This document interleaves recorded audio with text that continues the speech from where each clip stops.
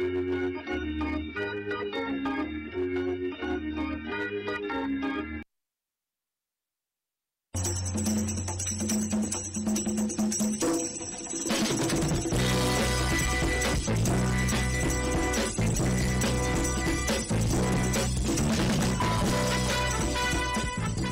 to MGoRadio 35.Z. That's close. We're live at the Boaster on Main Street, and we have another special guest, Tom VanHaaren. So if anybody needs to be held, he'll be here for the next 20 minutes. I'm here for the holding. Yeah. Yep. Do we have the bat signal on out there? Has anyone ever actually come up to you and asked you to hold them? One person has. Yes. One person. One person. Yeah. When I lived in Royal Oak, I got recognized a little more. I live in Oxford now. It's an older crowd. I don't get recognized as much. But yeah, someone did. It was kind of like a surprise too. So I imagine it would be. Yeah. They came up to me and they said they just looked at me and said, "Hold me, TomVH." And I was like, "Really? Any other context would be really, really awkward." Right. But I got it. Was there a recruiting battle going on at that moment too, or is it just just a random? I think it was probably just random. It was just random. Okay, it wasn't like "Hold me, TomVH" to Sean Hand, Mike. No. This was just random. It was like their hello to me. Okay. Did you hold them? I didn't. I refrained from holding. Okay. Yeah. So don't come up and ask him because he'll be weirded out. Right. So Tom, of course, used to work for MGoBlog back in the day. I did. When he was like, hey, I think Colin Christian's going to commit to Michigan because he was talking about it on Facebook, and at the time, that was like a mind-blowing advancement in deciphering things on the internet. And then 3 years later, Colin Christian made his announcement. That's true. The most drawn-out announcement I've ever seen. Yes. I remember that one vividly. We were just talking about memories, and I don't remember anything. I remember that one. Remember that one? That one was crazy, yeah. Well, of course you were like, all right, well, you need to get this to get your hit streak going. Right. Yeah, and that was an interesting time just because, like you said, no one was really using social media yet. Right, so weird. And now that's really how everybody gets a lot of information. The kids are posting their own stuff now, and it seems like a natural progression, but at the time it was unusual. Well, nowadays, people look up who's following who on Twitter. Ooh, this guy just followed Jay Harbaugh on Twitter. And right, 6 Michigan coaches just got on this guy's follows. Yeah. Right. Yeah. And then you got hired, of course, by ESPN and managed to survive several hundred bloodlettings. Yeah, I don't mean to use the word joking, but I keep telling my wife, I keep getting promoted by layoffs, which I would like to get my own promotion at some point, but I'm happy to be around. And, I've said this before, and I owe everything really to you. You were the only one that said yes. You did the work. I mean, yeah, but this was we talk about, if people are listening, we talk about me reaching out to you and working for you. I didn't have a portfolio. I mean, I was in advertising at the time. No, you seem nice though. Right. That was. I mean,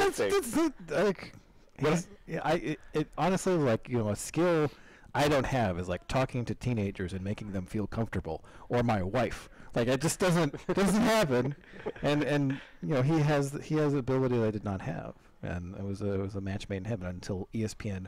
I told them what they should do, and then they hired you away, and I was like, come on! I remember the guy that reached out to me was actually a Michigan fan, and he read MGoBlog. Right, and he called me, and he's like, hey, what should we do? And I was like, well, you should try this out. And it was a disaster, and it didn't work, but they hired you away, so that was good. Yeah, it was. Our site worked. It was, ours, the Wolverine Nation. Yeah, that one worked. The other ones, unfortunately, did not. Then they consolidated everything, and just to Recruiting Nation, and then that got consolidated, and I'm really the only recruiting guy left, and I cover college football now too. So, it's turned into a. So that was you. Was it Chantel? Who else was Mike it? Rothstein. And Mike Rothstein. Yeah, that's a pretty good team covering Michigan. We had a million+ page views. I mean, we were doing really well. It was just unfortunately the other stuff didn't work out, and they consolidated. Well, that is kind of the story of Michigan things on the internet. It's like this one's successful, and then. Right. Mississippi State isn't pulling its weight. Right. As per usual. No, I have no problem with Mississippi State. So you have a book. I do, yes. I don't even have a book. You don't? Oh, I thought you meant my book. Yeah, your book. Okay, yeah. Yeah, you know what? This was kind of, we're talking about how I started in all this. This is kind of why the book got started. It's called The Road to Ann Arbor. It tells the recruiting stories of former Michigan football players. It goes back to 1968 with Reggie McKenzie, and really some of the relationships that I built while at MGoBlog, some of the people that were around the Michigan program, Bobby Morrison mainly is the guy that really I credit for starting this book, because I sat down with Bobby, and for people who don't know, Bobby Morrison was the recruiting coordinator at Michigan forever. He worked with Bo, with Lloyd Carr, with Gary Moeller. I think he was there for almost 40 years, I want to say. He was there forever. Okay. And we were sitting down for a different story, and Bobby still follows recruiting to this day, which is awesome to me, because he knew everything about what was going on. And this was probably 3 years ago. We were sitting down working on something else, and afterwards he looked at me and he said, the recruiting stories that you tell now, you think those are good. You should hear some of the stories that I have. And I was like, well, we're here. Let's hear some of them. And he told me Tom Brady's story. Right. And that's really what sparked the book. Was I thought, man, if there's that kind of story out there for some of Michigan fans' favorite players, there's got to be more. Okay, well, what is the Tom Brady story? The Tom Brady story is incredible to me, because I've seen other people have tried to write the story. Different outlets have tried to write his recruitment. And I have anxiety anyways, and so after I wrote the book, I just sat and hoped that nobody got this story. Andy Staples wrote it, and Andy does an awesome job. I really like Andy, and we actually talked about this, that there's a different side of it that he didn't get. And so everybody knows Tom Brady was recruited by Michigan late in the process, right? And the story goes that Tom and his dad sent out a bunch of his tapes to a bunch of different schools, and Michigan didn't get around to it until late in the process, and then they started recruiting him. He eventually committed. Well, there was a reason why they didn't recruit him until late in the process, and there was another quarterback in that class. His name, without giving up the whole story, his name was Bobby Sablehouse. And Bobby Sablehouse at the time was this 6'5", just giant quarterback prospect that everybody wanted. He was from Maryland, and he was down to Florida and Michigan. Steve Spurrier was at Florida, and it was down to those two. And Bobby Sablehouse was the guy that Michigan was going after before Tom Brady. So I'll let people read the book for the rest of how everything played out. You can imagine Tom Brady ends up at Michigan. I do vaguely remember that. Yeah, so Bobby, and I talked to Bobby in the book, and that was spoiler, man. that was a big thing for me with this book, is I didn't want it just to be the player side of the story, because through writing about recruiting, following recruiting, I know that that's usually not the whole story. Sure. You need the whole story. So every chapter, including Tom's, I talked to Tom Brady's dad. I talked to his high school teammates. I talked to Bobby Sablehouse, some of the coaches that were involved from a couple different sides. And Bobby has an awesome side of the story. And it was cool for me, for him to relive that and retell it to me. And he jokes all the time with his friends now that he gave Tom Brady his scholarship to Michigan. So. And then he goes and cries in the bathroom. Right. No, he's doing well. He's doing well. I hear that. He produced a 30 for 30. That's cool. Yeah, so he's in production now out of football, but he is not Tom Brady. It must be weird. Like, he's like, yeah, I'm the same age as that guy who's Tom Brady, and I guess I'm kind of the same age as Tom Brady. It is weird. It's weird being about the same age as Tom Brady. Yeah. He was technically in one of my classes, I think. Really? Yeah, like. I was like, what does technically mean? Yeah, that's not good. Well, I was in creative writing. Did you not go? No, or did he not go?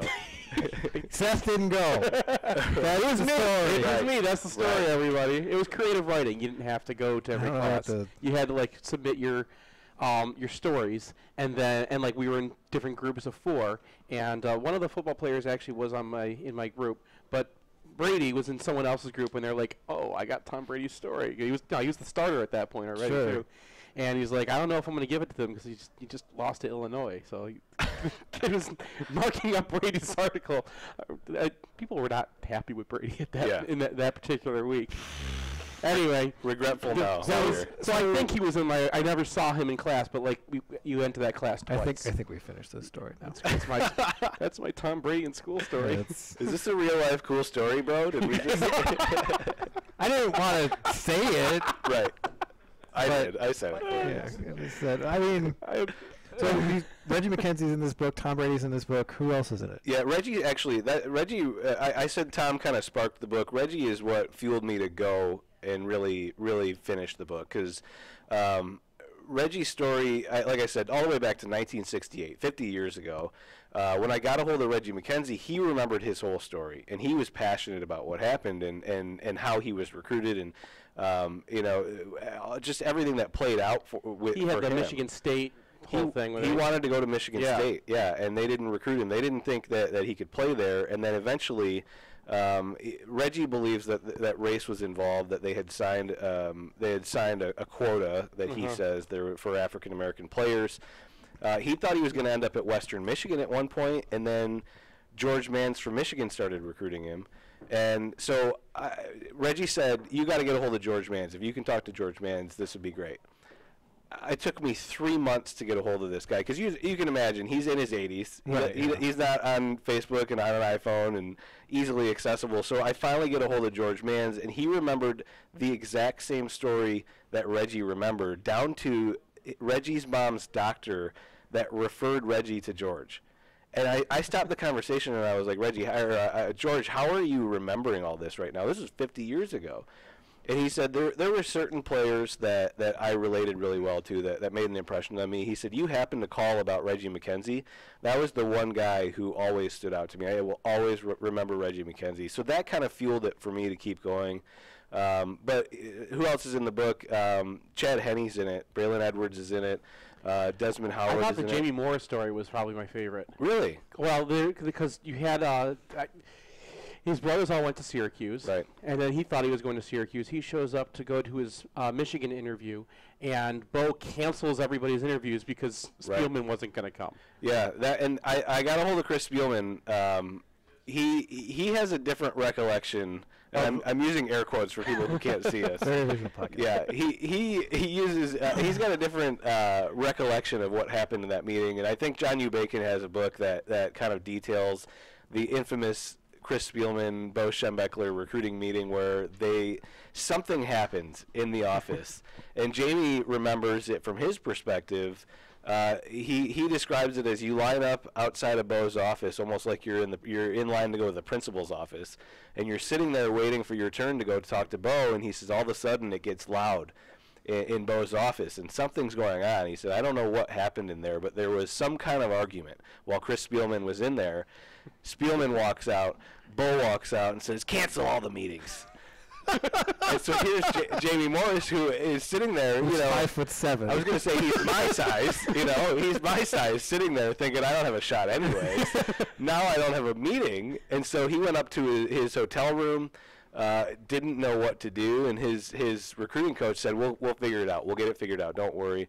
And Jamie said bright and early the next morning, Bo called and said, come downstairs, and finally met with him and talked to him about it. And he was scared because there was a thing that I guess I confirmed with a couple assistant coaches that was a real thing, that Bo didn't like running backs with short arms. And Jamie had short arms. Jamie had short everything. Right, he was short. Yeah. So he was nervous about the whole thing. So, yeah, his story is interesting. Jim Harbaugh is in there. I thought his was really cool. Yeah. I got to speak with Jim and his father and his mother. His mom had a cool anecdote for his story that they had one tape for him for his high school film, and it wasn't a VHS, it was a spool, like an actual spool, and they sent that one copy out to every coach who wanted to see it.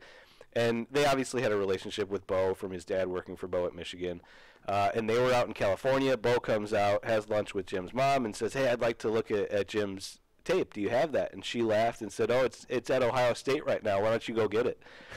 And she said he just looked at her with that famous scowl. And he did not think it was funny, but she thought it was hilarious. She laughed. So I thought that was a cool story.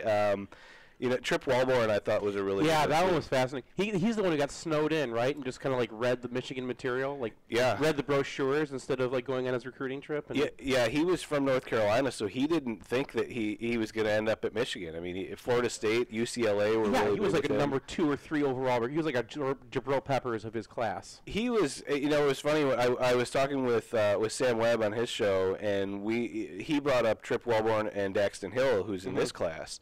And I thought it was a pretty good comparison in terms of what they can do, because that'd be nice. Trip was a top wide receiver in his class too. Yeah. And he played baseball, he played basketball. He was a little bit of everything, and he actually I thought his story was cool because he went into after his recruitment a lot more too of what happened, because originally he was recruited as a wide receiver. They then brought him to campus. The defensive coaches wanted him. Bo brought him in and said, "What would you like to do?" And he said, well, I'd really like to, if I have a choice, do I have a choice? And he said, well, sure. And he said, well, if I have a choice, I'd like to play receiver. And so he said he came in the next day and in his locker was a defensive jersey. So that was his choice. But, yeah, he said his first practice on defense, he went out and knocked one of his teammates out. And that's when he knew he was a defensive player, and the rest is history. So that was another aspect of the book, too, that we tried to go a little bit further, into their time at Michigan. Yeah. So... Yeah. So the sequel to this book is probably going to have Aubrey Solomon's recruitment in it. Oh, it's got it. It's in. It's in it. Yeah, we ran the. I followed the editor to include the entire excerpt because it was so long. He's like, you can't print that's a big portion of the book. I'm like, yes, but you need the whole Aubrey story. I thought that might be a little bit too soon. That was the editor's choice. I now that it's out, I agree with it. Because initially what I wanted it to be was pre-internet. Stories that people hadn't told yet, really, and so. We talked before I finished the book, my editor and myself, and they said, what if we just two current players? And so Aubrey and Rashawn are in there, Rashawn Gary. If you can't tell, I don't have time to read books during football season. Yeah, I know. I don't blame you. My cousin just asked me about podcast recommendations, and I was like, I don't have time to do that. I don't know. But, yeah, Aubrey's recruitment is great. Rashawn's is good, too, I think, because both Aubrey and Rashawn's moms were such a big part of their recruitments.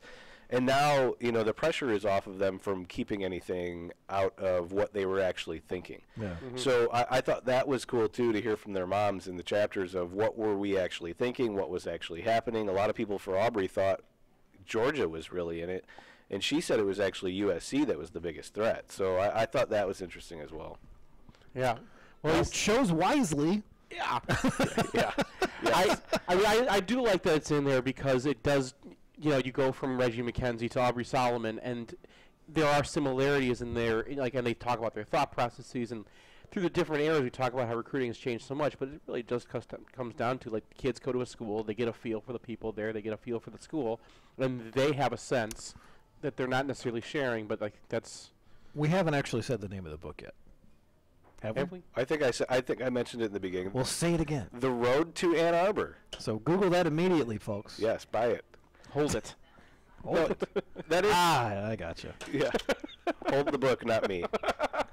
That is a good point, though. I think the theme of the book for me was how there's a couple different ones of how recruiting at Michigan has changed, but how it's similar to that.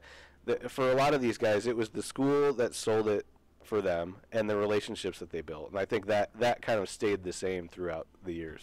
And from a Michigan fan's perspective, there are certain things about Michigan that appeal to somebody in the 60s and appeal to somebody today, too. Right. And, I'm sure if you wrote this about USC, you would get different things that appeal to across the broad spectrum. But you do get to see what the players see in Michigan. Yeah, absolutely. And what they experienced on campus and how ultimately where they could have ended up and where they did end up, and how I kind of say, I try to say it humbly, that this is almost a separate side of Michigan's history too, that Tom Brady could have ended up at Cal, Trip Wellborn could have ended up at UCLA, Mark Messner could have ended up at UCLA, how it could have changed things for Michigan.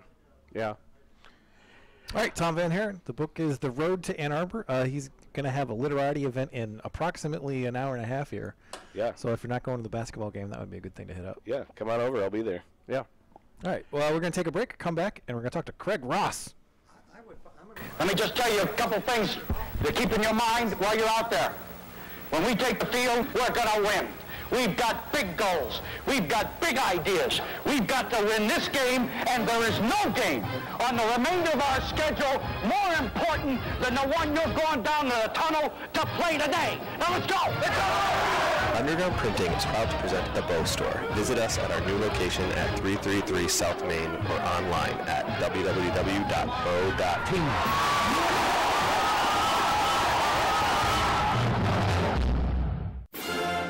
It's painless, it's online, it's group ordering made easy for your next custom printed apparel order. Pogo from Underground Printing takes the aggravation out of custom printing for a group. Whether you're selling shirts for a fundraiser, organizing a large event, or trying to collect sizes and payment for a family reunion, Underground Printing is here to help. Save time and hassle every step of the way with our easy-to-use site. No more guessing what to order, chasing people down to pay, or wasting time trying to sort out who needs what. We'll set it up and you can just sit back and relax.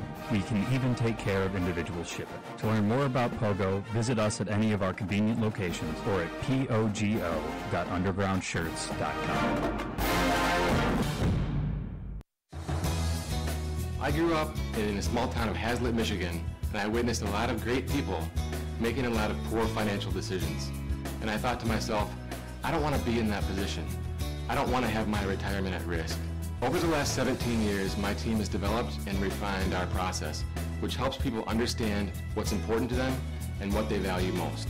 And because people don't have pensions anymore, we're adding in multiple income streams during retirement.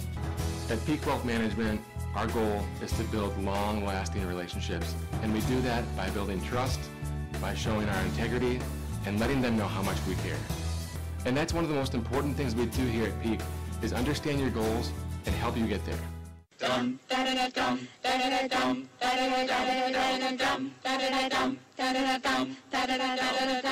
If you find yourself on the wrong side of the law in Ann Arbor or around Metro Detroit, you want a Michigan man in the huddle. Call former prosecutor and now criminal defense attorney Jonathan Paul at 248-924-9458 or visit his website, michiganlawgrad.com.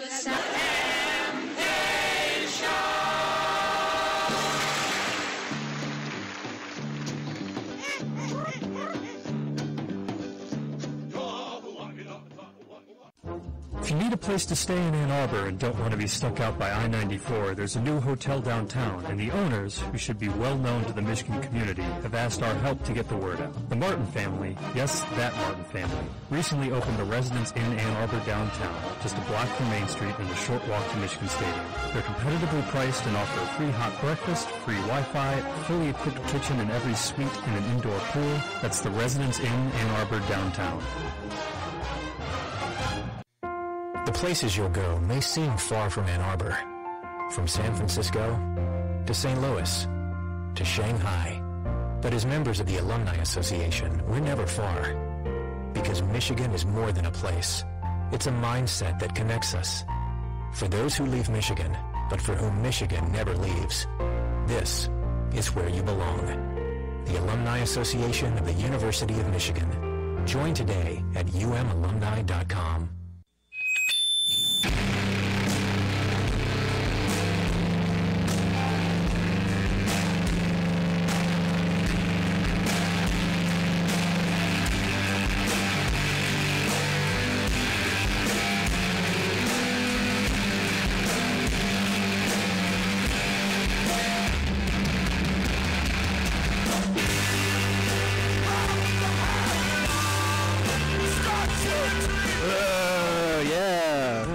Welcome back to MGoRadio 35.Z. Closer, a little bit closer. 35.Z? You're gonna we've been doing this for 35 years, and we ran out of numbers because we do so many of these. We are getting pretty old now. That's Craig Ross, everybody. Craig Ross, after TKA this week, was like, hey, I didn't get to do any of my basketball takes, so I'm like, hey, why don't you come over here on Friday and regale us all? We can talk basketball. Yeah, I mean, I'm going to buy Tom's book. That was fascinating, and thanks. I'm glad I got to listen. The one thing I want to say, just to start, that I disagree. You're going to go with this? Yeah. Okay, let's go. I disagree with Brian on Ted Valentine. I know today he said he was, happy to see Ted go, but I watched basketball back in the old even days. in the 60s, 60s, 70s, 80s, when the Big Ten was pro wrestling, and that's not a joke. And if you talk to like Don from Ann Arbor, who might remember, I don't know, I have a guess he does. Games back there, if you were on the road, it was hard to win. And there were two refs in the Big Ten, even going through the early 90s, you had a chance to win with on the road. And one was Tom Rucker, who's long since been retired, and the other was Ted Valentine. And Valentine was not intimidated by opposing crowds, was not intimidated by opposing coaches. And I'll say this is a true story, that he called the tee on This was in Refereeing Magazine. This was in Refereeing Magazine. Okay. He called the tee on night in Indiana, and the crowd was going crazy, and he was afraid they were going to come after him. But Knight was still going crazy, so he was refereeing this game with Ed Hightower. This was when Ed Hightower had no hair. People may not remember that Ed Hightower had no hair, but at some point in time he got hair. And so he said to Hightower, look, you got to have my back here, that, I can't let Knight do this because the integrity of the game will be gone, but these fans are going to kill me if I call another T on him. So Hightower said, no way. I'm not letting them come after me. So when they went at halftime, they got into a fist fight in the locker room, Hightower and Valentine, and didn't ref a lot of games. This is the only thing that's ever made me want a subscription to refereeing magazine. Well, yeah, I mean, you can find it. I think in my second book, I have the excerpt and the citation to it because I do reference this story, and no one sued me about it. So it's always a good start. Always a good start. And so I have good feelings to Ted Valentine. Yeah, he is a little flamboyant. Yeah, a little. But so what? He still is he's at least not. Yeah, I know you think and others think that Beeline hates him. Beeline does hate him. I don't know if that's true or not. But even if he does, he has a place in the Big Ten. He's at least an average ref. Officiating has become good in the Big Ten. Someone in the Big Ten. Goodish. Someone in the Big Ten has said, look, we should have it so if you play on the road, you don't have to win by 40 points to win by 2, which is what it used to be like. And so someone in the Big Ten has changed things, and you can get fair officiating. And the reality is, I don't even know most of their names anymore because I don't care. Because you know some of their names. I know some of them because by and large they're reasonably competent, and I don't feel like there's a thumb on the scale. So people have actually done this research and like looked at home court advantage over the years. It's referees. Yeah, well, it's also dropped a couple of points, which is a big deal. So that is despite student sections actually being built closer to the court and everything. Like the psychological effect is supposed to be the other way around. Everything's on TV now, so it's tougher to. Yeah. That's a point too. It's tougher to and if so. Yeah, and things. I mean, KenPom. Now, if you look there, they track. I don't know if you knew this, but they track referees. I do know that. I mean. You know everything. I don't know everything. But you know that stuff. I know everything about KenPom.com. I will cop to that. Well, I didn't. I'm a subscriber and I love the site. But I realized last year, wow, I can see who's refereeing games, and so you can track everything. Yeah. Whereas in the past, this was quite difficult. So yeah, I mean, I want to. I want to go easy on Ted Valentine. Okay. I mean, I understand. We have exhausted it. Yes, you got that off your chest. I got it off my chest. I feel Ted Valentine dad. Yeah, I feel better now. So you want to talk about? Yeah, let's move on to the team. So you want to talk about Michigan or the Big Ten as a whole, or individual teams? Let's talk about Michigan first. Michigan is curious. The rumor is every year they play a secret scrimmage. And this year they played it down in Toledo. Toledo, I think you said, was 13-5 last year. 13-5 in the MAC. And they have most of their team back. They lost their high usage go-to guy. Everybody else is back. Right, and they just demolished. I have friends, my brothers in Toledo. I have friends down there, and the talk down there is it was just a demolition. They've never seen the like. Yeah, they said it was. I mean, Toledo had a hard time getting a shot off, let alone making a shot, and so. That's what I wasn't there. I didn't see it, but that's what I'm being told. I mean, that's what Quinn reported. That's what Zach Shaw reported. I know it was Josh Henschke. Okay. But most of the takes that people have gotten out of that scrimmage were very, very similar. And in the last couple of years, that hasn't been true. I think we played poorly down at Kent State a couple of years ago. Akron, I think, gave us trouble. Well, this year they played Toledo last year. And so it was. I think Toledo might have won. Yeah. This year they had the Spanish trip, though. And they did not play too well in Spain. No, but they've gotten to play together. They've had a little bit of extra time to play together. And but the Michigan team has 3 elite defenders, in my opinion. 1 super elite defender, and 2 guys who are also elite. And I mean, you've got X, and then you've got who's I think probably the best player on this team, and you've got Teskey, and you've got Charles Matthews. And I don't know who's going to end up at the other 4 or the other forward. It'll be Iggy. You think it'll be Ignace? I mean, this is a team that needs to generate shots, I think, and he's a guy who will generate shots. And but Livers can shoot the 3. He can. And so I think that's and Ignace can play the 2, 3, or 4. He's comfortable handling the ball. He can play the 2. And so they can slide him around, and I think Livers is going to get a lot of time at that forward position also. And I think I haven't seen enough Ignas to know what his defense is going to look like, but I know Livers is a pretty good defender last year. I suspect he'll be better this year. And so your only real question when you look at defense is at the 2. And I don't know what's going to happen there. I mean, the 2 practices that have been available to me, I thought Eli Brooks was one of the better 2 or 3 players on the court, and I thought he played better than Poole all around. Now, what Eli's going to do, or whether he's going to beat Poole out, who's probably the best shooter on the team, is Poole.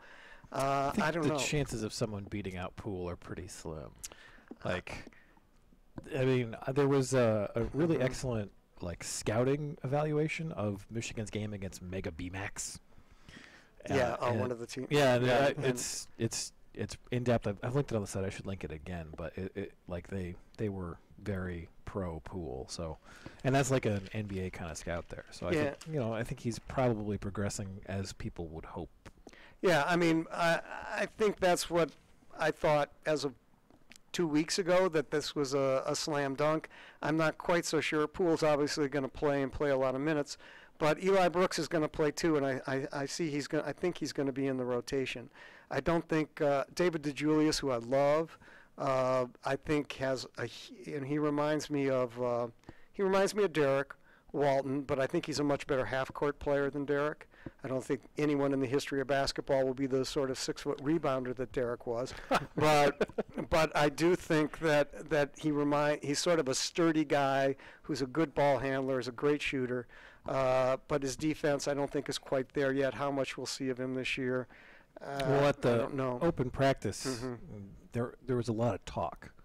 Like Beeline was talking to Julius a lot, and I felt like that was a good sign. Well, it was a good sign for 6 months from now. It was a bad sign for the non-conference schedule. Like there was a point at which he stopped everybody, called DeJulius and over, turned his mic off, and then talked to him for a bit, and then sent him back out there. So it's I think that's a guy who they expect is going to play a bunch of minutes, but not maybe right away.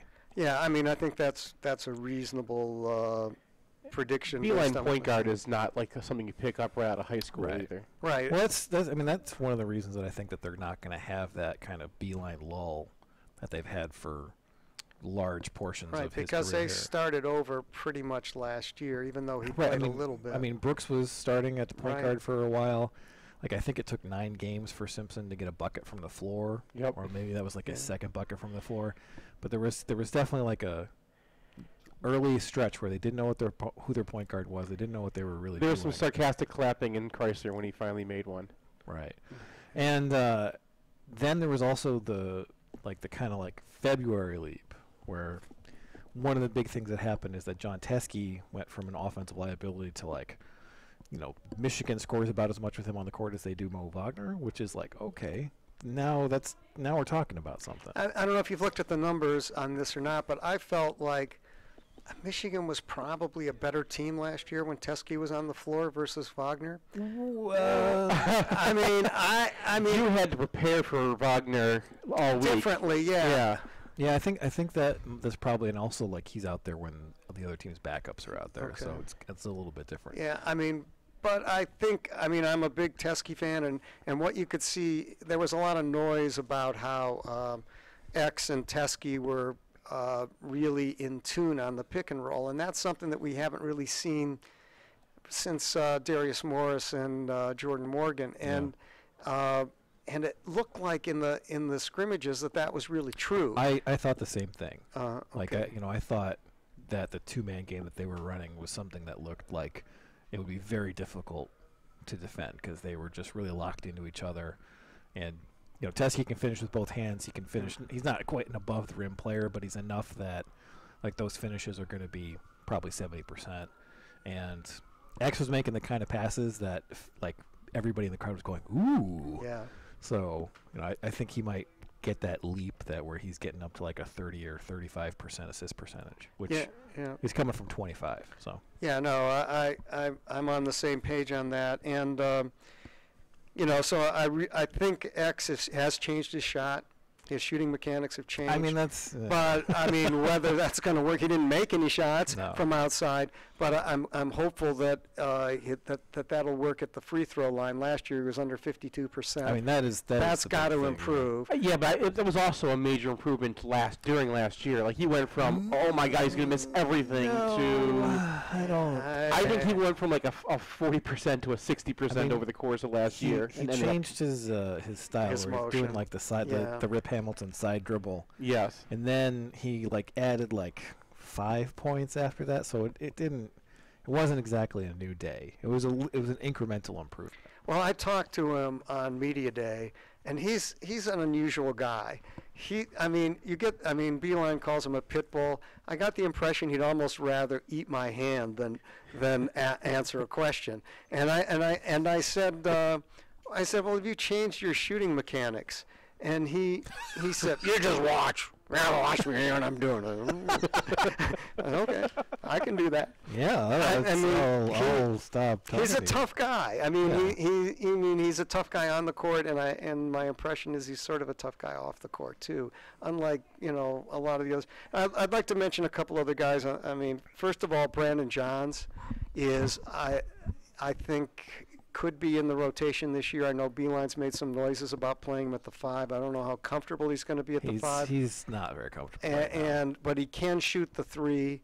He has nice shooting mechanics. He has a little bit of a left hand. He's got more athleticism than anyone on the team other than Charles Matthews. You're right, and he's an extremely fast jumper. He's not just he's very fast off the floor, which is unusual for a guy that big. And so I think I could see him. I don't think Nunez has a beautiful shot. It's a gorgeous jump shot. It looks a lot like Tim Hardaway's. In fact, he sort of looks like Tim Hardaway in his mechanics.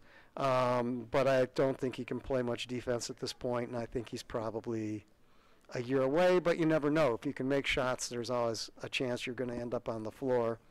And finally, I really liked, I don't know what you thought of Colin Castleton. I thought he was a tougher guy on the court than I imagined. He was bigger than I thought he was going to be. He's bigger. He's not as skinny as I thought he would be, and he's a more physical guy. Because I remember, you watch like clips of him online, and he's got like Karis LeVert arms. Yeah. I'm just like, okay, got to put this guy in the meat cellar for 3 years and then see what you got. But no, I don't think he's going to be able to play much, just because I thought Austin Davis looked like a guy who's a very viable 15 minutes a game. Yeah, he absolutely is. I mean, Austin Davis is physically ready to play. He's a good rebounder, and he's out of high school. He had good post moves. Someone taught him well. I think his dad might have played in Europe and so he has very good, very advanced low post moves. I mean, he hit a couple of like little baby hook shots over Teskey in the open practice, and that's like something that, if he's going to get that position and he's going to be able to finish from that position, he can play 15 minutes. Yeah. And when people went at him last year, like he had, I think 2 minutes at the end of the first half of a Michigan State game, and they're like, we're going right at this guy, and they didn't get anything on him. So if he's able to D up and just rebound and chip in 6 points a game or something, I think that's going to be enough to hold off guys who might have more upside but are kind of farther back right now. Yeah, I mean, we're an extremely deep team. I think that which you hate. Yeah, I mean, I'm not sure I hate it, but I'm not sure it ever really works. And so, I mean, I've always felt like if you had your 6 or 7 guys who weren't looking over their shoulder, that they would play 8. You need 8 because you need 2 bigs and then 2 guys to rotate through 1 through 4. Yeah, but the teams that, I mean, I've said this before on our Thursday show, but the teams that I've felt played the closest to their potential were 6 and 7 guy teams, and but we'll see. I mean, I don't know how this really shakes out at this point. I mean, we don't have enough data. I mean, at most it's going to be 8. 9 guys. Okay. And it's probably going to be functionally 8 unless foul trouble eats someone up in a particular game. And it's just like, who are those 8 going to be? So you're going to have the starting 5, and then Livers, and then Davis, and then pick a wild card. Yeah. And you think it's Brooks, I guess. I think it's Brooks because at least in both the scrimmages, he shot the ball very well. He's got great rotation on his jump shot. He's I talked to Yaklich, and Yaklich said his defense has improved a lot. So I think he can stay on the court defensively, which is important when you're going to have probably 4 other guys who can D up. Oh, I've got one other piece of information. Maybe I mentioned this about Ignas. I was confused. I saw his tape many years ago. In fact, I think the first... Many years ago? I think the first time the name Ignas Brazdeikis showed up was on our radio show maybe 3 years ago. Okay. And because I had watched tape of him before I knew Michigan was recruiting him, and I said I saw him in Toronto. Just watch random tape. I do sometimes, and I just said, this guy. He's, this is... Should I start calling him Ignas Brazdeikis, as brought to you by Craig Ross? No, I have no credit for Ignas at all. But we did talk about him, or I did talk about him. I vaguely remember this. Yeah, a number of years ago, 3, I think. And the thing that confused me when I saw his tape, and the thing I talked about that day, was that I hadn't ever seen a kid that adept with his right hand and left hand. That you could never... He's basically ambidextrous. You can't tell what his... And so when I talked to Ignas last week, I asked him, he said, no, I'm right-handed. But he shoots mostly left. He shoots left. Except around the basket where you can't tell. But his 3 is a left-handed shot. He goes, well, I do some things left-handed, but I'm really a right-hander. And so, which I thought was pretty interesting. And I'm like that, except I suck at all physical activities. I didn't say that. You're just as awful left-handed. I bat left and I throw right. So. Yeah. Okay. So he's. If you can call it either of those. I throw a frisbee left because I'm so bad at throwing frisbees. But in any event, his shot is. I think the mechanics on his jump shot are pretty good. But he should live at the free throw line. And I've played a lot of basketball at very low levels, the lowest conceivable levels. And the people... I'm conceiving of very low levels of basketball. Yeah, when I was like 25, I played against 8-year-olds. And so but the thing that I always found hard was that a guy around the basket who could shoot with either hand. Yeah. If you knew which hand he was shooting with, you could at least defend him. But it was hard not to foul a guy who had 2 hands. And so Ignas, I think, is going to live at the free throw line. One, he's got a pretty good first step. He's more athletic than people think, and I think he's going to get to the basket and get fouled a lot, which is something that we really haven't had on this team for a while. He doesn't mind putting it up. Yeah, but he's not as he's been in the practices I saw. I thought he was reasonably restrained. I mean, he's not. He's going to be more like early Marr in that he was able to get to the basket. He was able to get buckets, but he was a black hole. He's not going to give you an assist rate higher than 5. He's a good passer, though. I mean, he is a good passer, and his mentality is score the ball. Is scoring, yeah. Well, we'll see how this all works out. I'm excited about this team very much. It's hard to know. Some things confuse me. I know on KenPom they rated them. They project them at number 28 on defense, which is hard for me to understand when they were only behind Cincinnati and Virginia last year. Well, do you have any explanation? So those preseason rankings kind of roll in the past few years of productivity on the assumption that a good defensive team over the last 3 years is going to be a good defensive team going forward. And of course, Michigan wasn't a good defensive team until last year. So the projections are still lagging there a little bit. They weren't too bad at the prior year. The Donlin year, they were awful, and then early. Yeah, well, halfway through the season, the Maverick Morgan game, yeah. And then they had like another bad game after that, and then they started to tighten down. Yeah. But so I think they ended up 50th or something in defense. Right. So yeah, there's some stuff that it's still assuming that this is the older Michigan team and not the new one. Because I don't see why this team. I mean, the guys you're losing, Mo.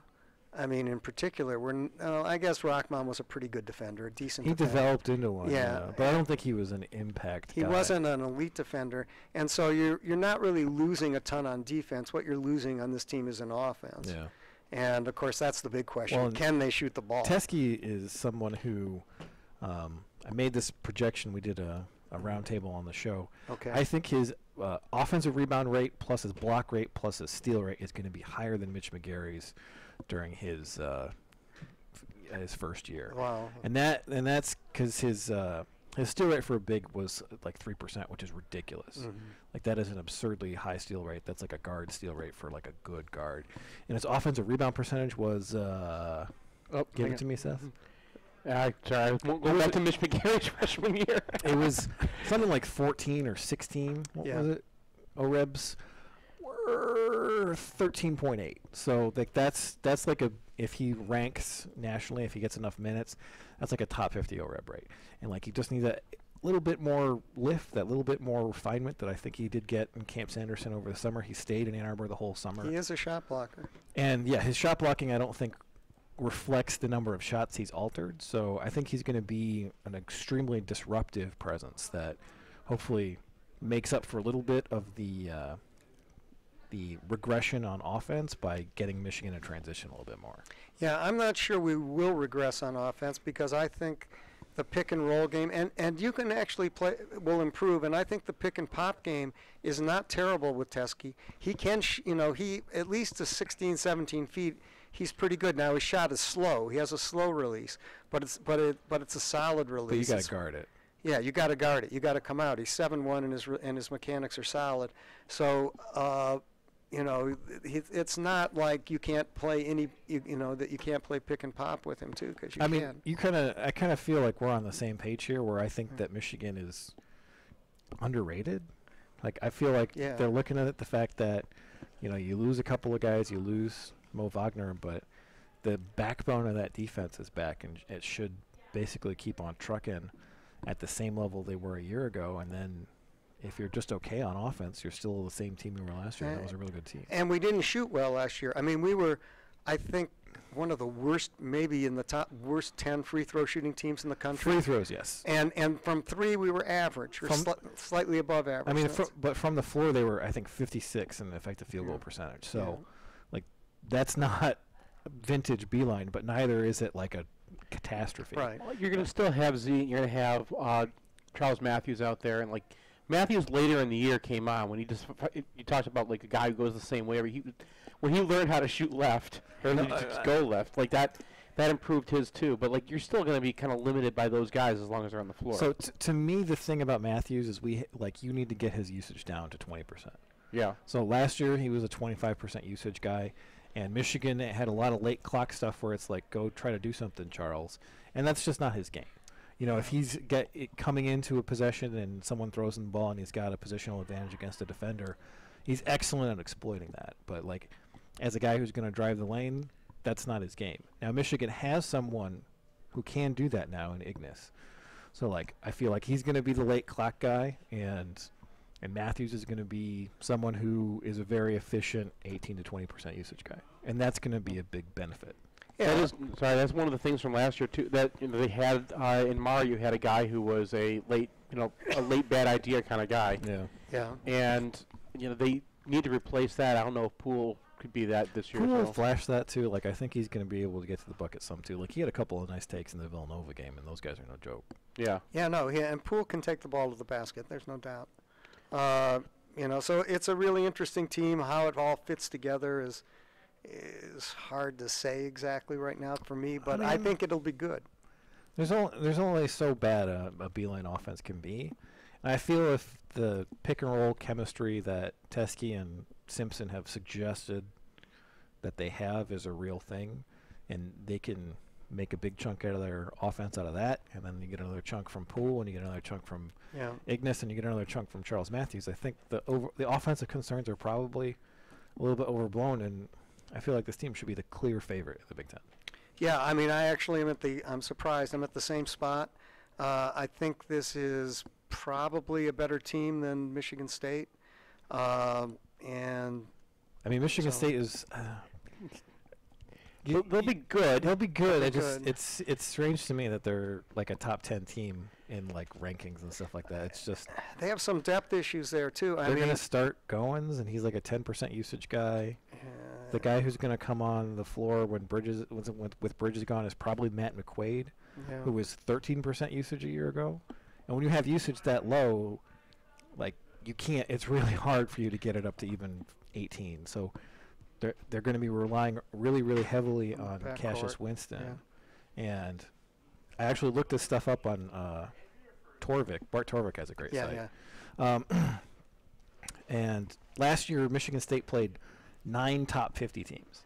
And both Winston and Nick Ward saw their offensive efficiency collapse against those teams.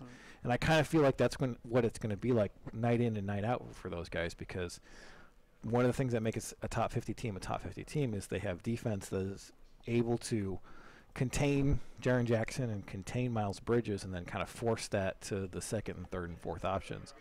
And they couldn't handle the increased workload.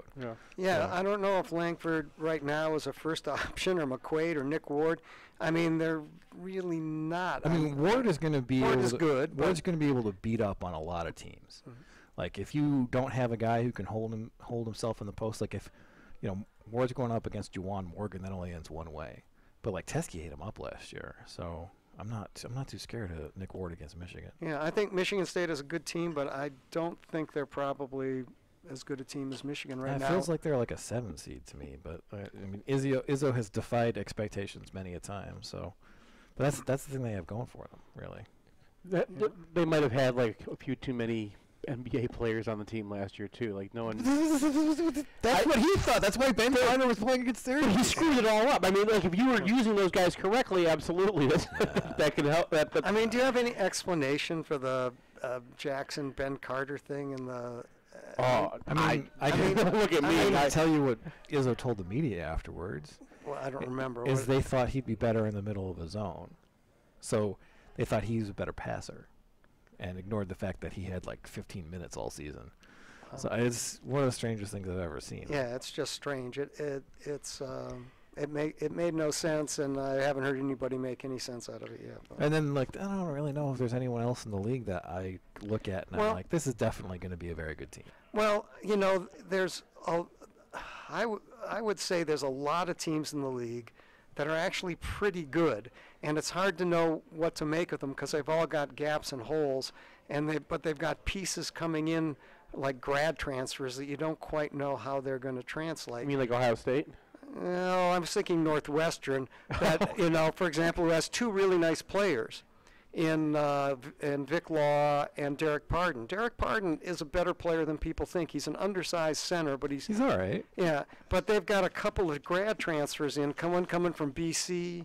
And the BC guy was a role player, and then the other guy is coming from Evansville. Yeah, and he can make baskets, though. He's a shooter. Well, he took 41% of Evansville shots last year. Yeah. And scored 21 points. He was a 39% guy from three. They don't have a point guard though, and it's going to be that guy. His name's Ryan Taylor. Ryan, and he's really not a point. So I don't. He can shoot the ball. So, I mean, they're sort of awkward. You got Minnesota, whose whole team was hurt last year. Minnesota's going to be bad. Well, they got Jordan Murphy. They got Amir Coffey, who Michigan recruited very hard. Their point guard is Isaiah Washington, though. And that's super inefficient. That's the problem. They have that, what's his name, McBrayer guy, and they've got... these are just guys. Well, they're not just guys. They actually have 4 pretty good guys on that team, but they don't have a point guard that's sort of... And also, Richie Pitino is their coach. So yeah, that's how much faith do you have in that guy? Not much in Richard Pitino. But Dupree, McBride, and Eric Curry I like on that team. So they've actually got Minnesota is like the last team I thought you'd be pumping up as a potential surprise team. If Nebraska would be the one that that's not a surprise because everyone has them in the top 3 or 4. Most people have them in the top 3 or 4 because of Isaiah Roby and James Palmer, who are good players. I mean, Roby is a really nice player. I think Brian likes Roby. Yeah, I like Roby a lot. He's a switchy 5 who can shoot. They need to get him a little bit more involved. I think they're going to be good. And I mean, my weird pick is Iowa. Yeah, because Iowa was abominable on defense last year. They returned virtually everyone. If they just spend the offseason being like mediocre at a 2-3 zone, their offense was 20th in the country last year, 19th, whatever. Yeah. And they had a lot of guys going from freshmen to sophomores, and if they can just be regular crappy at defense, like if they can be as bad at defense as Beeline's teams were when they were bad, where they were 90th or 100th in the country, they will make the tournament easily. Yeah, and I think Tyler Cook is a really nice player there to go with Bohannon and Luke Garza, who looks like who's Mo. He just needs to shoot a little bit more from 3, and he's Mo. Yeah, he reminds me more, and just the way he looks and plays, of Kevin McHale. Kevin McHale. Well, okay, never mind. And they've got a kid who's a nice shooter out of high school. I've seen a little bit of tape of him, Joe Weiskamp. He's a really... You're watching tape of Iowa recruits? I've seen that, yeah. And Joe Weiskamp is a really good shooter, and I think he might be the all-time leading scorer in the state of Iowa. Do you ever think about getting a hobby? Is this your hobby? This is my hobby. Okay. You're not going to do any whittling or anything? No, I actually have a job, too. I was just saying. If you could teach me how you freeze time to watch film and, do all this. Well, I don't watch a lot of film, but I pick and choose stuff, and occasionally you find things and that interest you. And so you're working on our book. Well, I've got another version out that I got to send to you. But I agree with you. I like Iowa, but I don't know. They were really terrible on defense last year, and I'm not sure that they were so bad. I feel like they had to come to Jesus in the offseason. I feel like that's what's going to happen. Yeah. I mean, if there's a team that might be a surprise team, for me it would be Wisconsin, because Happ is a tremendous player and Davison is a tremendous player, and those two guys, and they've got most of the rest of their guys back. I think they do. They don't have a lot of very hateable guys. They get a couple of guys back off injury too. So yeah. Well, I think people expect a Wisconsin rebound, and people might not expect. And they're well coached. I mean, people don't like Gard. I think Gard's a good coach. I mean, I think that Wisconsin could be pretty good, and I don't think there's anybody in the Big Ten who's terrible. Except Rutgers, who can't. They can't shoot. Are we talking about the Penn State? Penn State could be pretty bad too. Yeah, Penn State could be bad. They lost Carr. They have Reeves back. They have a couple Reeves, guys, and they've got. They have another nice player there. Watkins is their center, but he injured himself in the Michigan game right at the end of the year. And there's some question about how Lamar Stevens is back, and Lamar Stevens was the MVP of the NIT. He's not a bad player. I think didn't they win the NIT last year? They either won it or lost in the final. Yeah, and Stevens was the MVP of the tournament, and those three guys are pretty good. Now again, I don't know what they've got in the pipeline, and I don't know if they've got a point guard. I mean, they've got a couple of guys that they've got a great name player, Miles Dredd. That's good. Miles Dredd, but what's his name there? The coach said he was, quote, doughy. I'm not quite sure what doughy means, but I don't think it's good. It's bad. And I'm doughy. Let's just put it. And but the coach also said they have a freshman coming in. I think his name is Rashard Burton, who's a point guard who may start there, and he's raving about this dude. So I'm thinking that Penn State might be okay in the middle of the conference. And, Ken Pom has, I think, 10 Big Ten teams, 12 Big Ten teams in the top 40. Yeah, it's going to be the random kind of mediocre conference, and then a couple teams will probably emerge from it. I think Northwestern is going to implode. That's my hot take of the offseason. Why did Donlin go there? He had Collins? He had a family thing. Oh, it was a family thing. Yeah. So that's near his family. So he made that choice. It seemed like sort of a bad side. I think it worked out for all parties. Worked for us. I mean, I love Yaklich. So. But yeah, I don't think people like Collins, and I think that they were really reliant on McIntosh last year. So I don't know what they go into. All right, we got to take a break. Okay. We got to come back. We're actually going to talk about some football. Okay.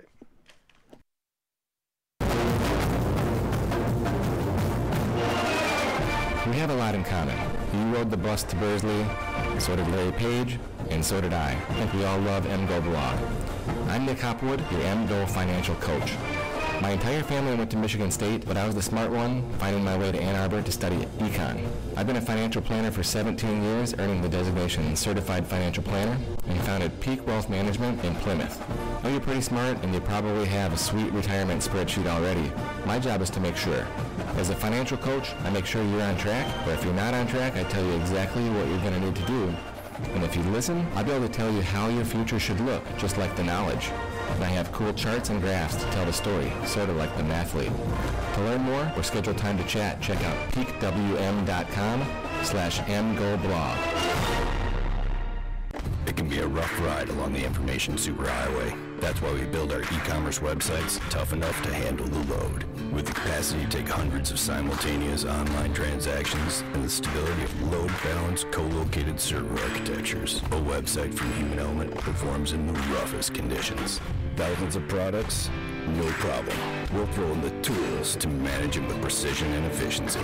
All with a design slick enough to make you think your girlfriend might be impressed. So load it up and hit the gas and let Human Element show you the way. Special offers available for return lessees. Financing available with approved credit to qualified buyers. Client participation may affect savings. Optional equipment available at additional cost. See human-element.com for details. If you're looking for a mortgage and you're a Michigan fan, there's only one place to go. Homeshore Lending. Fair and honest, Homeshore Lending is local, efficient, and small enough that you'll work directly with the owner, Matt Demarest. Matt bleeds maize and blue, and so does his family. Hi, this is Matt Demarest, owner of Homeshore Lending. We're a local mortgage company based here in Ann Arbor on State Street, but we serve the entire state of Michigan, helping people buy or refinance their homes. We care about doing things the right way and treating people the right way, but we also care deeply about the Wolverines, and I wanted to introduce you to a couple of the biggest Michigan fans I know. Hi, I'm Cooper. I'm John. I'm Colby, and I'm Nate. Who's the best team in the whole country? Michigan! Go Blue!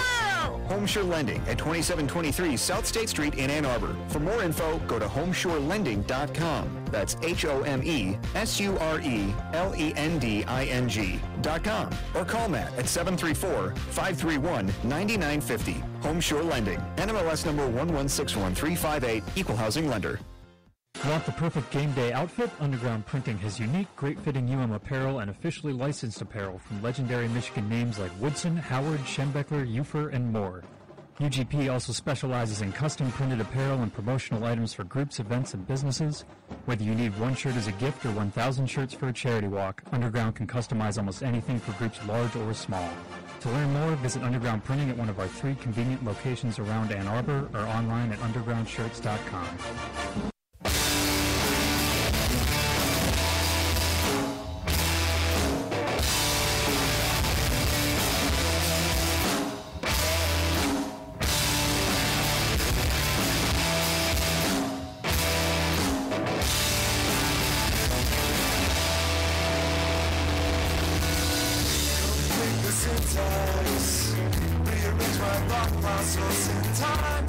Welcome back to MGoRadio 35.Z, live from the Bow Store on Main Street. We should probably thank our sponsors. That's right. Our sponsors are Underground Printing, the Bow Store, Peak Wealth Management, Homeshore Lending, the University of Michigan Alumni Association, the Residents Inn, Ann Arbor Downtown, Ann Arbor Elder Law, Human Element, Michigan Law Grade, and Lantana Hummus. It's them. And it's 4.8, so you got a little further away. 4.8? Yeah. I keep saying the same thing, though, so I feel like we have a new number in this game. 35.Z or whatever? Yeah, okay. That's a good one. 35.X. So Penn State. Should we? Are we going to Penn State, or are we doing Michigan State first? Well, we can do a little bit of Michigan State recap. The defense, I mean, the Lurkey was hurt, obviously, but they were kind of fortunate that was the case because otherwise he was going to throw 3 picks. Yeah. So well, there was like one where I think you called it pulling the string, and I think that was perfect. I mean, it's hard to tell because he was just so off on so many other passes. So was that him realizing that he was about to throw a pick 6 and one of them I was pretty sure he was, yeah, because like it was a trap coverage, so I was writing my article on that. Yeah. So I was like looking at that one carefully. I'm like, oh man, they should have got us. Oh, wait a minute, no, I could see, he saw it and he moved the ball at the last second. I don't know about that. Well, I mean maybe. All right. So there wasn't really. It's hard to get. Yeah, it's hard to get in his mind. So there wasn't really a whole lot, I think, to take from that game and apply it forward that we didn't already know. I don't care. From the defense. It was so dominant. It was dominant against a rival, and like sometimes you step back from our look deep down things and like, hey, we knew this 2 already. weeks ago. Like now we gotta move on. All right, moving on. So the one thing I did think is that it was interesting that the defensive tackle rotation was essentially 5 guys taking the exact same amount of snaps. And Dwumfor was pretty much limited to passing downs. Yeah. And the other 4 guys rotated through.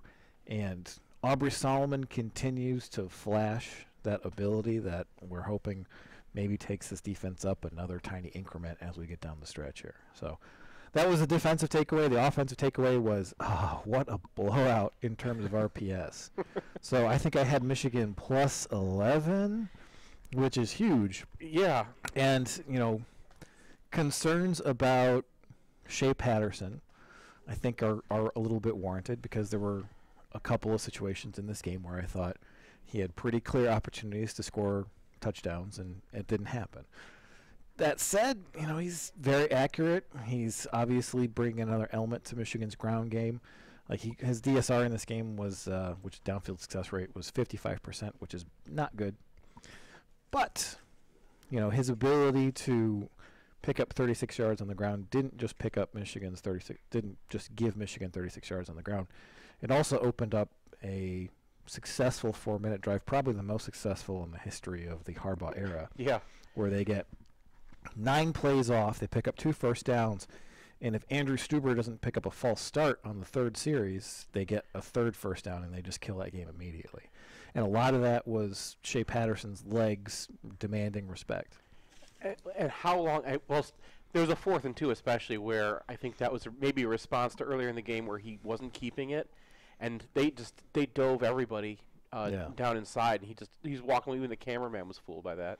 And now, I think that is going to be closed off going forward. Like, the ability to pull on 4th and 2 and pick up an easy 15 yards is not something that teams going forward are going to allow, but that is going to open up other stuff. Right, that makes belly a lot more better. It makes zone read better, and it actually makes your play action better off of it.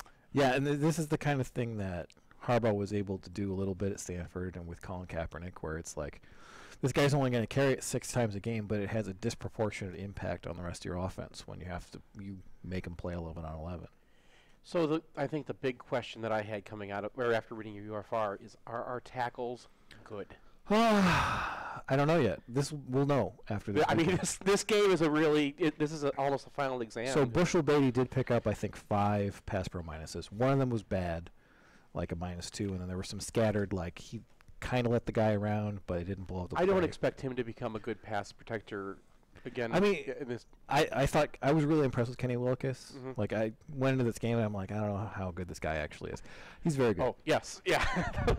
When my scouting of him, I was like, this guy he's going to be the one problem on their defense. And he was a problem. But he wasn't really a problem for John Runyon. And I don't know if that was because they just decided that the Bushel Beatty matchup was the one that they wanted.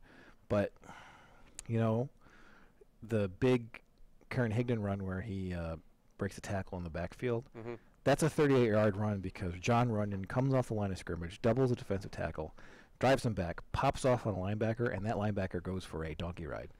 And I looked at it and I was like, is that Taylor Lewan? No, it was John Runyon. And I'm like, he might be good. Yeah. He didn't gain 6 inches and look 30 years older or anything. So. I mean, the thing that Penn State presents is they have 3 very good pass rushing defensive ends. Yes, they do. And the one we thought was going to be really good at the beginning of the season is like the 3rd best. Right. And so it's possible that Runyon was not exposed to Willekes because they decided that they wanted the Bushel Beatty matchup. And against Penn State, it's going to be difficult for Michigan to throw it all because both tackles are going to be under stress on every passing play. That said, if John Runyon survives this game against Penn State, he is officially legitimately good. If he survives in this game, I'm putting stars on. Wow. And he started as the most obvious science circle in the history of my stupid graphics. Yeah, they're not stupid.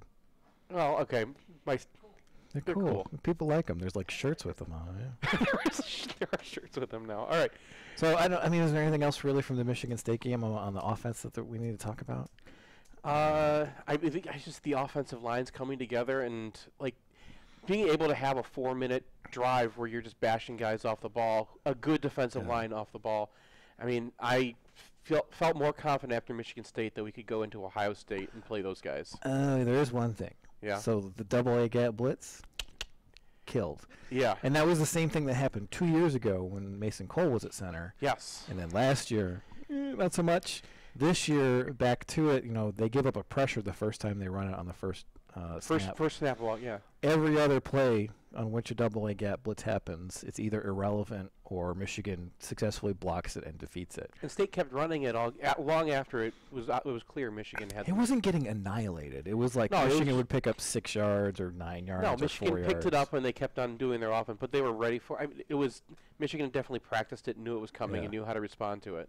So that was part of the fact that Michigan had a huge RPS blowout. I think you replay this game and Michigan is putting up an average of 35 points, not 21. Yeah. And man, that would have been nice. I mean, there were definitely points in this game where I was thinking of the ghosts, especially when their punter. Yeah. We don't need to rehab. All right, Penn State. Yes. So they need to catch the ball. They're a weird team.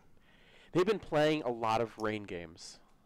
That's kind of I think that's one of the secret things they're going at, because like they have like the highest drop rate in the country for their receivers, and I think a lot of that is rain, and I think a lot of that too is that McSorley likes to put it up and give them a chance to catch the ball.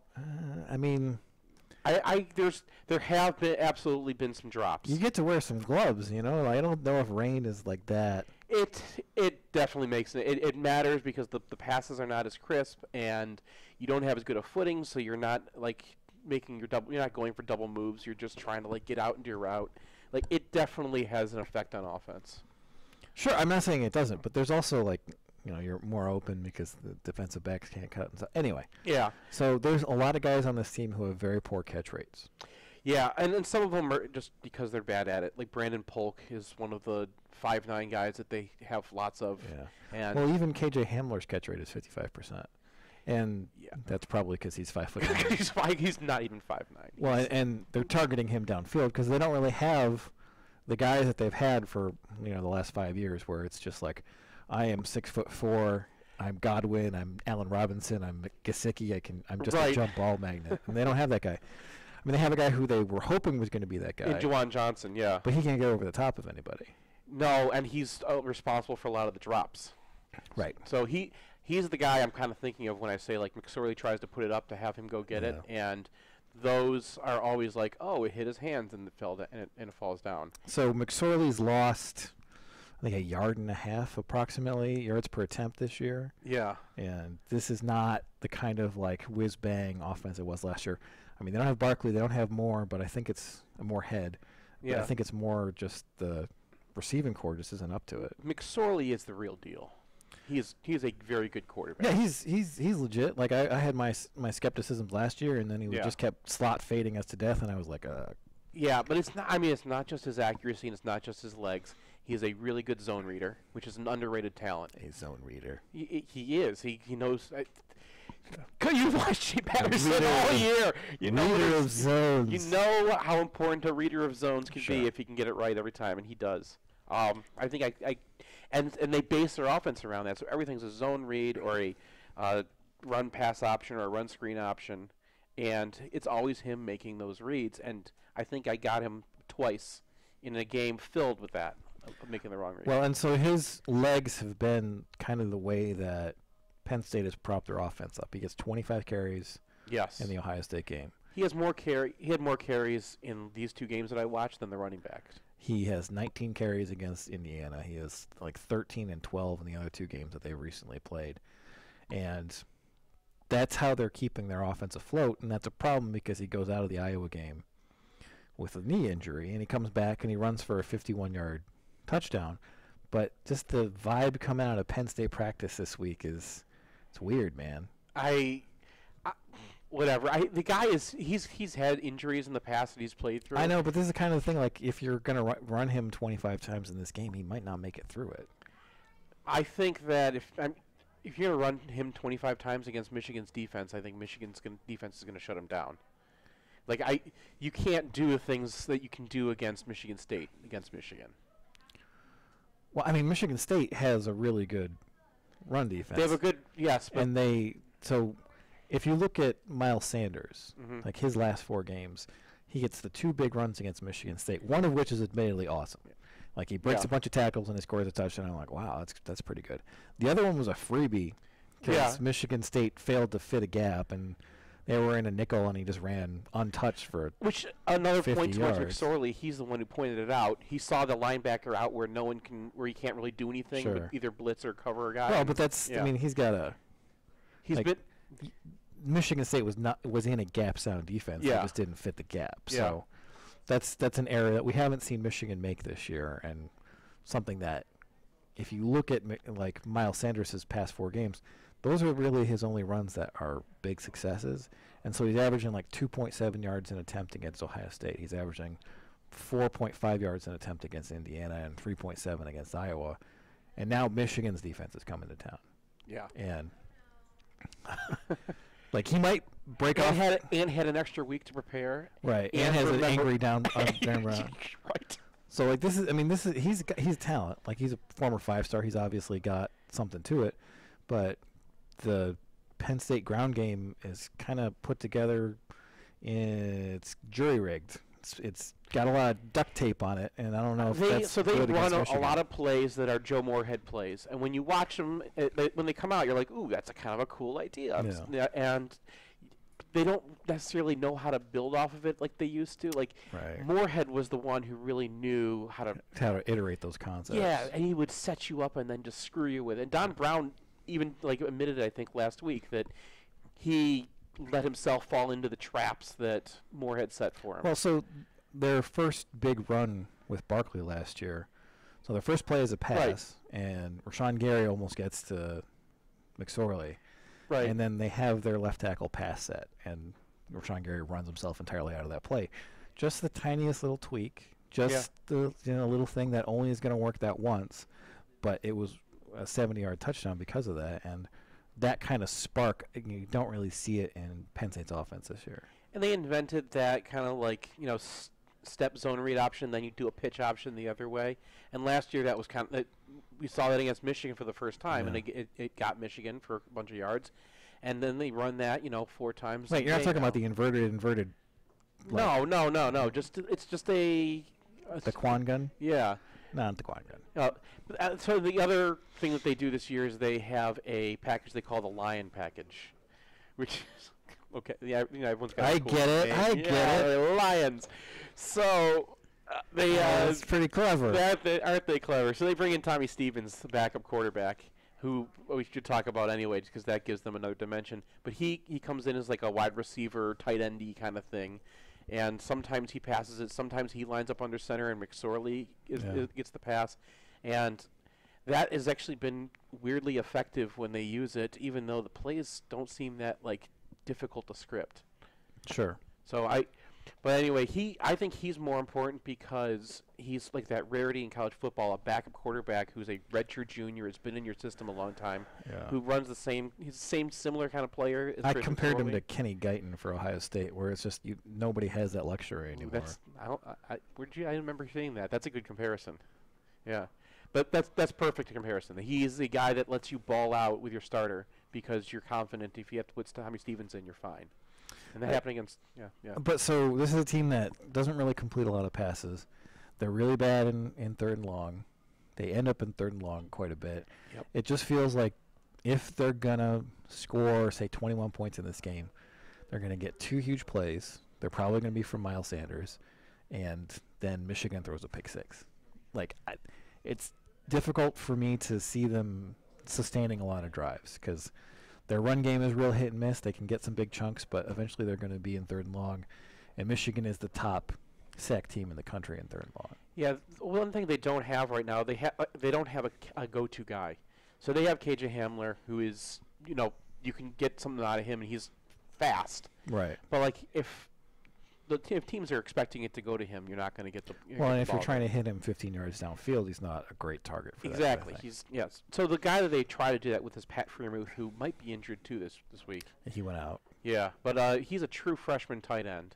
Will probably be good. He runs better blocker than routes. Gesicki. Better blocker than Gesicki, yeah. But he's also a guy with like a 50% catch rate. Everybody on this team, because he's a true freshman. But what I'm saying is, if you're relying on these guys to move the chains, you're going to move them a little bit, but then you're going to. Yeah, and the other thing is, I don't think their offensive line has come along as far as I thought it would by this point. That is kind of the strange thing, is that Michigan's defensive tackles got beat up in this Penn State game last year, probably more than they did in any other game on the season. Right. And that really has not translated to kind of like a down-in, down-out ability to move the ball in little chunks. And they only lost one guy off that offensive line. Yeah, it's just strange. Yeah, and they replaced him with like a 5-star or high 4-star freshman. So, I mean, that was my main concern when I was looking at this team, is that maybe their interior line can go whack Michigan's defensive tackles off the ball, which we saw against Wisconsin, and this felt like it could be a replay of that last year. Yeah, I think that the I could see this turning into a Michigan blowout like 2016. I mean, just if they can't get the ball moving, then we'll get to the defense probably after break. But there's a lot of things that I think Michigan is a good matchup for Penn State. Well, let's take that break, and we'll come back and we'll talk about Penn State's defense. The places you'll go may seem far from Ann Arbor, from San Francisco to St. Louis to Shanghai. But as members of the Alumni Association, we're never far, because Michigan is more than a place. It's a mindset that connects us. For those who leave Michigan, but for whom Michigan never leaves, this is where you belong. The Alumni Association of the University of Michigan. Join today at umalumni.com.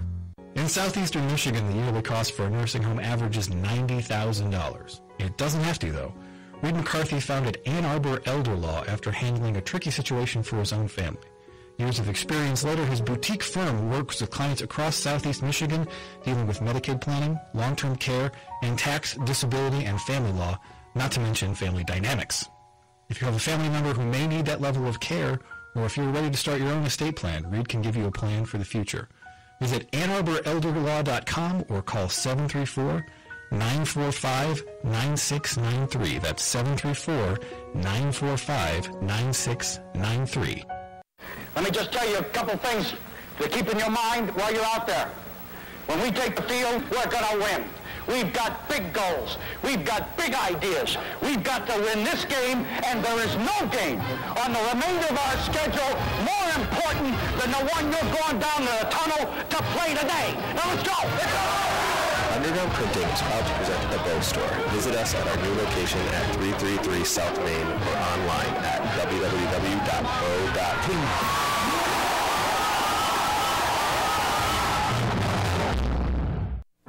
Is your online store sluggish, outdated, underperforming? You may be suffering from chronic crappy website disorder. 1 in 3 online stores built by your brother's friend's nephew currently suffers from chronic crappy website. But now, there's hope. Introducing Human Element. Huel has helped hundreds suffering from CCW to turn their online stores around, creating fast, secure, and engaging online experiences that turn visitors into customers and put products back at the top of their search engine game. Before Huel, I had abandoned carts, browser errors, and poorly animated GIFs. Now, with Huel, I can focus on what I'm actually good at, running my business. Jeffrey, would you be a dealer and pull the gallery around? Side effects may include increased traffic, customer conversions, better ROI, compliments, elation, and early retirement. Why live with the disappointment of chronic crappy website disorder? Speak to your Human Element consultant today to see if Huel is right for you.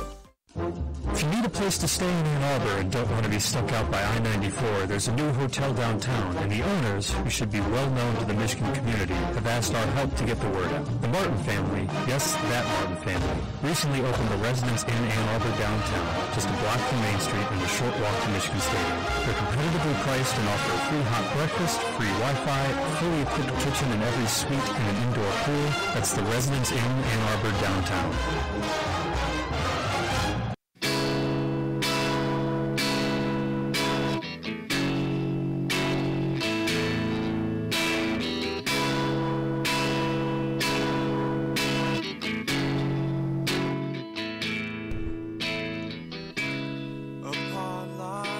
Welcome back to MGoRadio 35.Z, live from the Bow Store on Main Street. I'm just going with that now.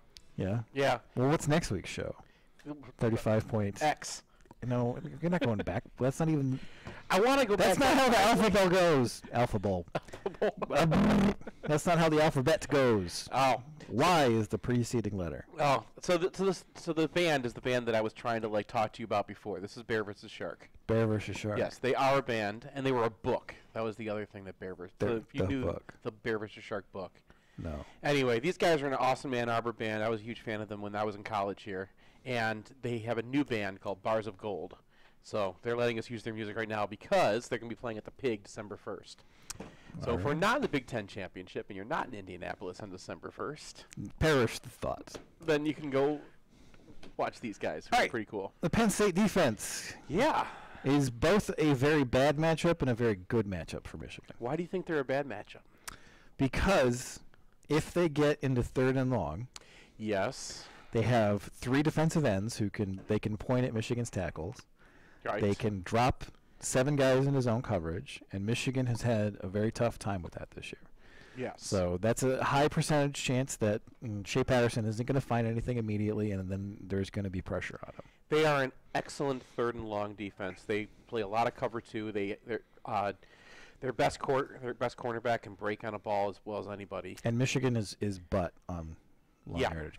The S&P splits for their offense are incredible. So on standard downs, Michigan is the 3rd best offense in the country. On passing downs, they are 86th. I believe it. That is insane. No, I mean, like Penn State, we are what our statistics say we are. And this will be an interest. Like 3rd down distance is going to be this whole game for this side of the ball. Penn State is really good at getting you into 3rd and long. They're 10th in the country. Penn State is really good at keeping you out of 3rd and short. They're 14th in the country. Michigan is really good at staying out of 3rd and long. They're 3rd in the country. And they are the #1 team in the country at getting into 3rd and short. So there is one mirage in there. Rain game. So they play a lot of rain games, and there's a lot of offenses that they played who dropped balls that would have gotten them into 2nd and short or gotten into 3rd and short, and instead they have to go back to 2nd and 10 or they get sacked or something. So I think Michigan is going to stay on schedule in this game. Well, that's also something that's the good matchup part about this. Yes. Is that their defensive tackles are basically both Mike Dwumfor. Yes. And, Michigan's had some issues because they have one Mike Dwumfor in there sometimes on standard downs. They have them both. They have both of them there on all downs. They don't really have a lot of defensive tackle depth. No, and they lost their important guy, like the one run stopper against Michigan State. And dirty play. So they slant a lot. They're really trying to make up for the fact that they don't really have a lot of beef on the interior. But Michigan has Cesar Ruiz and Warner, and this year they've been exceptionally good at detecting impending games from the opposing defense and nerfing them. And this is the kind of defense that Michigan has eviscerated even before Warner. This is like I don't want to use Rutgers as a great example. Eviscerated? Well, Maryland plays like this style of defense where they're slanting all the time. And the other thing is their linebackers are just going to attack on the first second of a run almost every single time. Blitzball. Very, very blitzball. And I think that's because their linebackers are undersized and not good. Yeah. There was a Penn State guy who jumped into my into the FIFO film article afterwards. I said a lot of prescient things, but I think that he was arguing with me about their the middle linebackers. He's like, "Oh no, he's actually the heart and soul of our defense because he's a walk-on," and no, he is a walk-on. He's not a Willikis walk-on. He's not going to get a Tom Rinaldi article. He doesn't have the Order of St. Kovacs. No, he is not part of the order. He is the guy that they found on the wrestling team in 2015 because they were out of linebackers. And all those guys that they played in the 2015 game where their linebackers were the problem. Yeah. Those are the linebackers. So Koa Farmer was the guy that they moved from safety. He's a Viper who's playing inside linebacker. He's a Viper now playing weak side linebacker, and they bulked him to 230, so now he's just not as fast. And he's not good at taking on blocks, and that's why they blitzball with him. The middle linebacker is is the walk-on, and he's the guy that they have tried to keep off the field a million different ways, and they're stuck with him. And then the guy that Cole Farmer was switching off with last year is the weirdest player ever. He's like a linebacker that you would build if you were trying to defend tight ends. He's a weak side end who's playing Sam linebacker. Yeah, yeah. He's 6'5". He's 6'5", 228. Right. Which I can't think of a player. Sure, but he doesn't blitz enough to be Sean Grable. So that's the guy who's playing their Sam, and the only guy that they kind of pull them off for is a redshirt freshman who was a 4-star and should be fine in the future, but he's not quite there yet. Well, they're also playing Micah Parsons, who's like a big-time 5-star guy. Who's going to be a defensive end. But yeah, he's a weak side end. Yeah, he is like a Mario Ojimudi would be the poor man's version of him. Right. And remember Mario Ojimudi in high school where they lined up a defensive tackle and just had him be like that crazy knife? Mm-hmm. So that's part of their pass rush plan, too. Number 11 is all of a sudden lined up in the middle, and that's Micah Parsons. But so the plan here for Michigan is pretty simple, and that is pound the ball. Yes. And play action a little bit on first down. Yep. Like play action a little bit on advantageous standard downs and maybe some rushing downs, but run the ball. Yeah. And then continue to run the ball and don't get in third and long. Yep. And, I mean, one of the things about this defense, their safeties are not great tacklers. So you get Higdon down there with them. I think that you can break some big ones on these guys, too. So they're 103rd in defensive opportunity rate, which means that half of their runs that they oppose go for 5 yards, which is a huge number. Yeah. So they're not bad necessarily at holding down gains. They're not like they're going to bend but don't break. On the field. Yeah, they're a cover 2 team, and the safeties have to stay back because they're playing blitz ball linebackers. So the safeties end up picking up all the number 2 receivers. Yeah, so you get like the healthy number of runs in that like 5 to 10 yard range. Right. And then they're not giving up a ton of like big runs. But so this is Michigan, like they're going to have to be able to execute some 13 play drives. Yeah. So the thing that's been missing again, the mirage part. The thing that's been missing against Penn State this whole year are those play action passes that connect. And I think that's mostly because of the rain, and just the conditions have made it unwise to pass on first down, and then that kind of changes the whole way you play the game. Michigan connect on a couple of those in between those safeties because they're going to give you space to do that. But if Michigan gets in third down and long, it's bad. Yes. Yeah. And very bad. And there's. Let me restate. It's not good. It's not good. It's not good bad. And there's some pick sixes that have been coming for Penn State for a long time. They've been dropping a lot of balls that they break very well on. Well, Michigan's not throwing any of those, so. Yeah. Their secondary is good. They get their hands on a lot of balls. They have a really impressive havoc rate, which just basically means they get a lot of I shielded one of their guys. What? Yeah. I the cornerback. It's a first. PFF thinks. Amari Oruwariye. Hey, Amani Oruwariye. Is that anywhere near? Oruwariye. All right. Amani Oruwariye. So I practiced this my whole way. So I'm not ace. I don't do this naturally. You shouldn't have said that. You should have just let it know. People should know that I'm not good because I don't want the expectations to get higher. Yeah. So he's actually being graded out by Pro Football Focus at exactly the same level that David Long and Brandon Watson are. Yeah. So that's a pretty good level. I don't know. They had an article a week ago where they predicted their first rounders, and he was number 27, and none of Michigan's guys were on that. Well, they're probably not that far behind. I'm sure they're not, but that's still quite a cornerback to be playing. The thing is, he has a ton of tackles. Yeah, he has 32 tackles. Well, so he plays when there's a tight end on his side. He just plays outside linebacker. I mean, what's the difference? They're outside linebacker. It's pretty much a large cornerback anyway. Okay. So he gets a lot of tackles because he's got the edge, and he's good at that too. And they're playing cover 2, so he's going to be involved in the run game. And then special teams, KJ Hamler is a threat.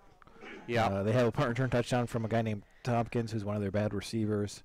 Their kicker's okay. Remember Tompkins? He's been around a long time. Well, whatever. Yeah. Their kicker's okay.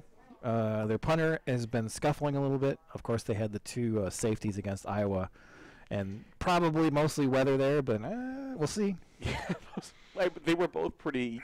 I mean, one of them was just skied way over him. That's good. Yeah. So, but he's had some issues actually getting punts off. He's regressed a little bit, where he's like kicking some 50-yarders in a game, but also put up a 32-yarder. Yeah, he's still decent, but he's a little bit. He's had some like 35 right yarders recently, and again, might be conditions. So, I mean, they might be able to bust a long return, and that would help them a lot as they try to win this game. But I kind of feel like Michigan needs to set them up with a short field, needs to give up a couple of big plays that lead to points, and then they're going to need some special teams plays if they're going to win this game. Like, I feel like this is going to be a solid Michigan win of about 2 touchdowns, and they outgain them by about 150 yards, and then it's on to, well, not officially Ohio State prep, but kind of. Yeah. What do you think? What was the score of the last one? 49-3? Go with that. No, don't do that. Say something else. All right, 27-9. 27-9. That's a good one. Yeah. That's the score I would say, except it's not weird enough. No, 9's too easy to get to. Yeah. Unless you get to it with like a safety and a.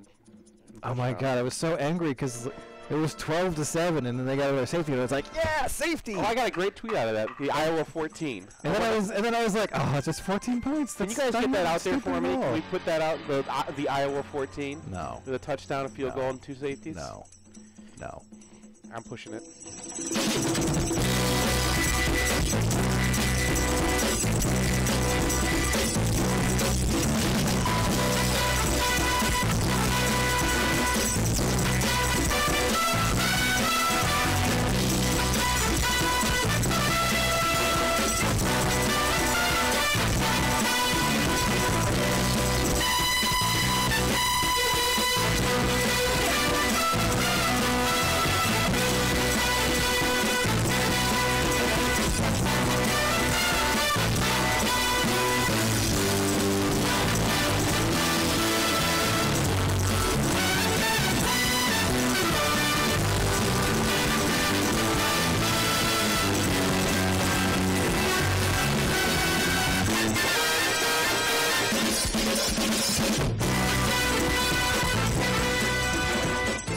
Who's getting better than us? No!